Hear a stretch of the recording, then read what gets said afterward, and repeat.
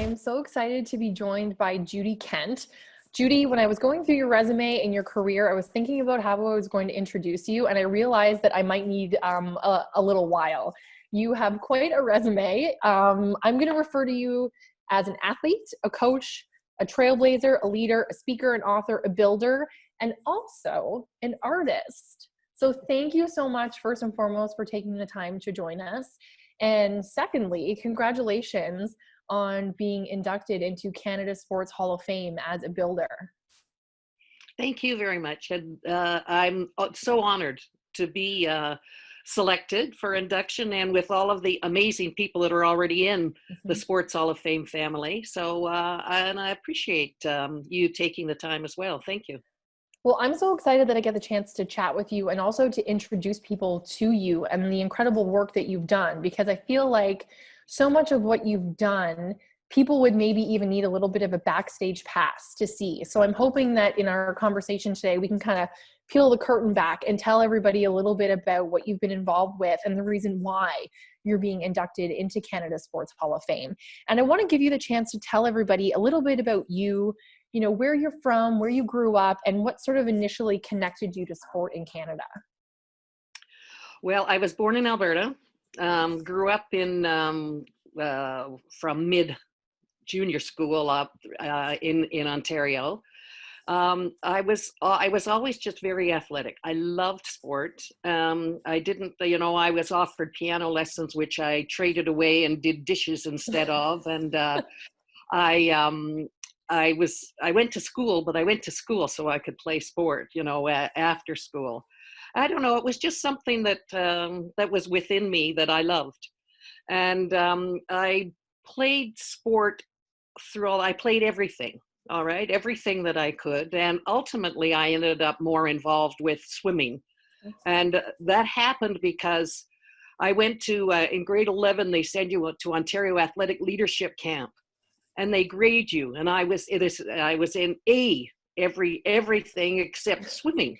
Oh. And I couldn't swim. I'd never swam, and I went into like whatever it was, Z, like pre-beginner. And so when I went home from camp, I immediately asked my father, I'm grade 11, to take me to the swimming pool, and that was it. I was hired to be the basket checker, and by the end of the month, I took my bronze medallion and just moved on in swimming. I'd say get synchronized. I did all the life saving, and I swam. And it became it's a career that I kind of followed all the way through as a volunteer. Mm-hmm. Let's talk now about sort of why the Hall is recognizing you, this builder category. You have literally traveled the world, at least from the research that I've done. You've literally been on every single continent trying to make sport better. So tell me where and how you got started in this sort of behind the scenes role about developing sport in Canada, in other countries, and also in event planning that you do. Mm-hmm. Well, I taught at McMaster University in Hamilton. Okay. And I got very involved with the National Coaching Certification Program when it came out, and ended up being master trainer for Ontario, and then doing the training for all of the provinces, and then came into working in the high performance unit of Sport Canada when I left the university. Okay. And so that gave me a whole venue. At Sport Canada, I was in the high performance unit, and we were really focusing on having a strong performance at the Calgary Winter Olympics in '88. And we did our little unit of 5. We did sort of strategic planning with all the Winter Olympic sports. And it gave me a lot of choices of kind of areas that I wanted to work in. So that was that was a shift. Okay. And then I left Sport Canada and I opened my own consulting firm, with the primary base was sport organizations at the time. And around that time, I wrote a manual on applied strategic planning. And that was really focused on the not-for-profit from community sort of to national level. And that just sort of went all over the world. And I ended up, that kind of led me to the international stuff that I did. Okay. And I think the reason I did that book was we were pretty nascent in our sport in Canada at that time. You know, we had the 76 Olympics, which really showed we weren't ready. And a lot of the things that happened over those sort of next 20 years were pretty amazing in building a foundation for sport in Canada. So when we look at like a modern day Canadian Olympic Committee, or when we talk about the Commonwealth Games, are there things within those organizations that you can look at now and say, I did that, or that you've kind of put your stamp on that you can recognize? Yeah. And what kind of things, like what give us some like behind the scenes details? Like, is Okay. there a specific example or a program maybe that you started that still exists today, or something that you really helped put your kind of your thumbprint on? hmm Well, I think that there's several. I think my original work with National Coaching Certification Mhm. Program, because I just come from the university, I basically kind of wrote with input from many other talented people, but wrote the theory manuals and the course conductor manuals. And I worked with the minister's task force on sport to complete Sport the Way Ahead, which was the sort of our directional piece for a number of years.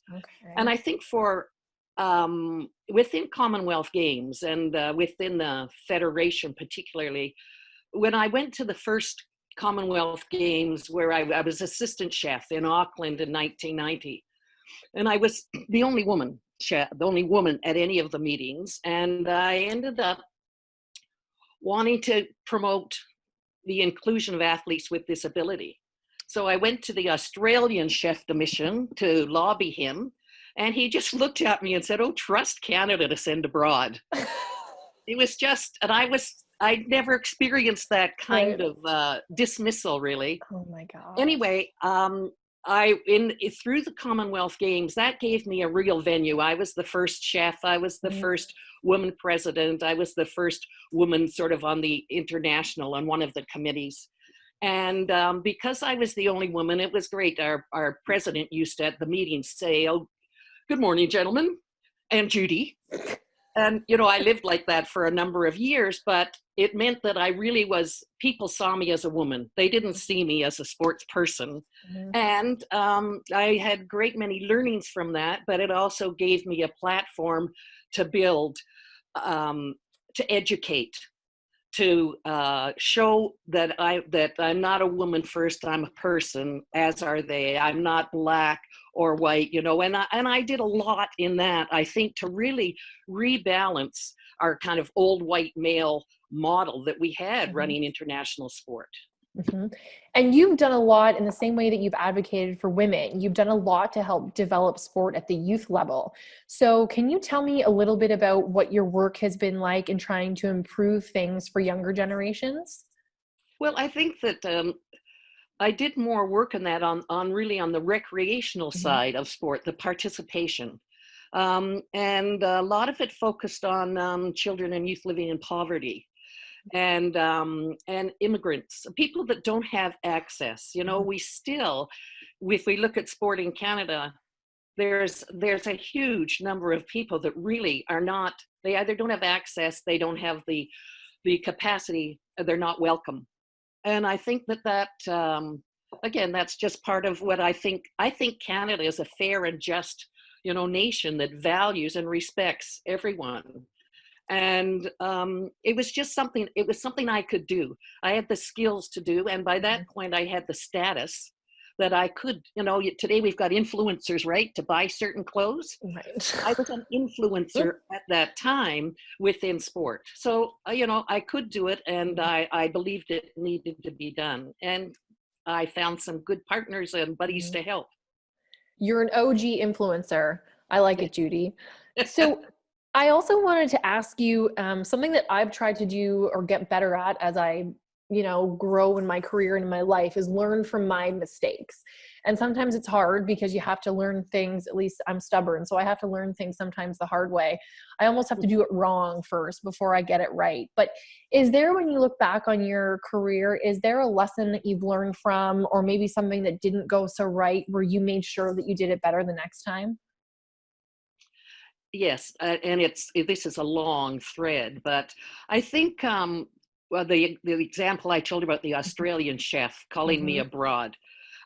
When I went to my first international Commonwealth Games Federation meeting, Prince Edward, who was our royal president, uh, he was thrilled because there was a woman there, and they're very egalitarian, the British royals, and he wanted me to go to lunch. I go to lunch. There's 3 countries, 3 men there. They're all men there, but who won't just ignore me. He introduces me. I'm like, I don't exist. All right. And I felt they were wrong, and I was angry and resentful. I didn't show it, but I, at that point, believed that all of my values, my beliefs, my perceptions were fact. And I didn't have the empathy to understand that they came from completely different cultural backgrounds. Mm-hmm. And I remember this guy from Singapore who just pushed me out of the way to go through the door first. And I wanted to hit him, actually, but I thought, and I learned, and I made some mistakes along that path. Tried to be too pushy. I tried to make them see how they were wrong, Mm-hmm. and it wasn't fair to treat me like that.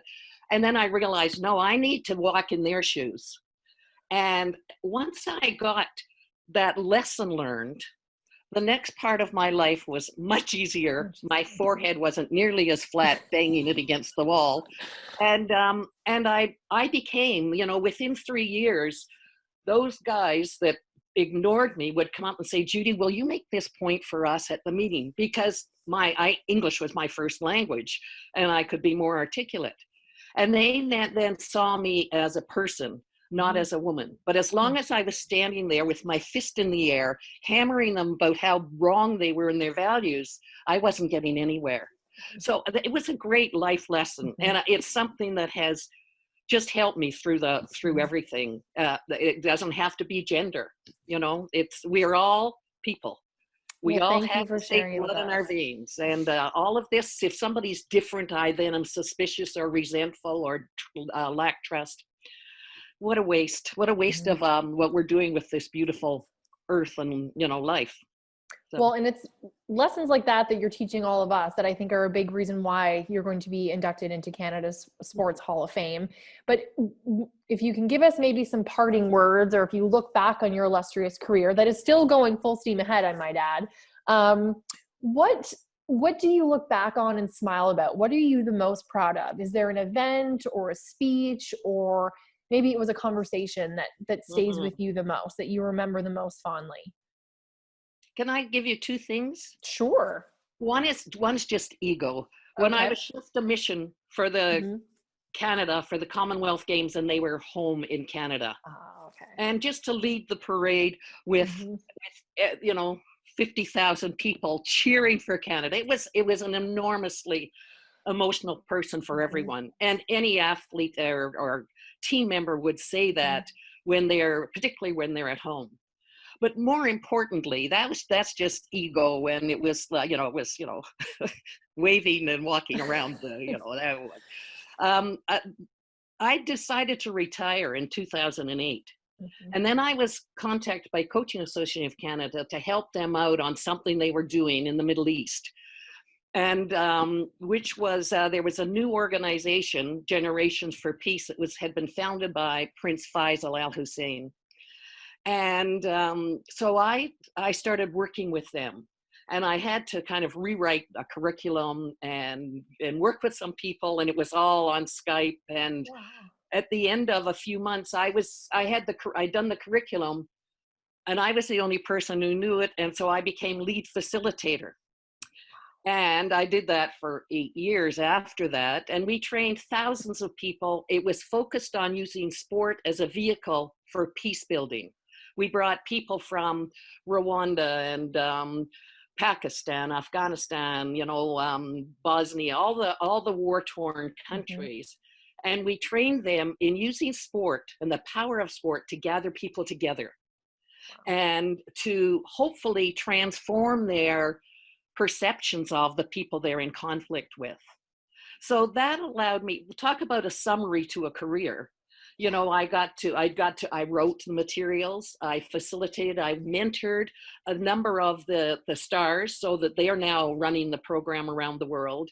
And it was just, I loved it.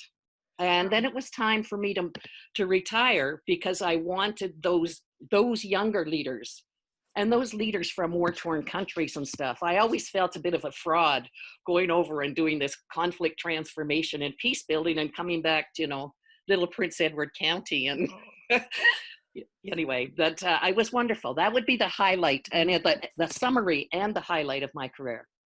Well, Judy, thank you so much for sharing the highlights of your career with us. And I can't think of anyone, a leader like yourself, that deserves the recognition in the Canadian Sports Hall of Fame. You've been a builder, and I think you've meant so much more than just that word to the people who not only participate in sport in Canada, but who hold it in such high regard. So thank you for all the differences that you've made and that your work is going to continue to make, and for taking the time with us today. Thank you, Carly. Thank you very much for those very generous words.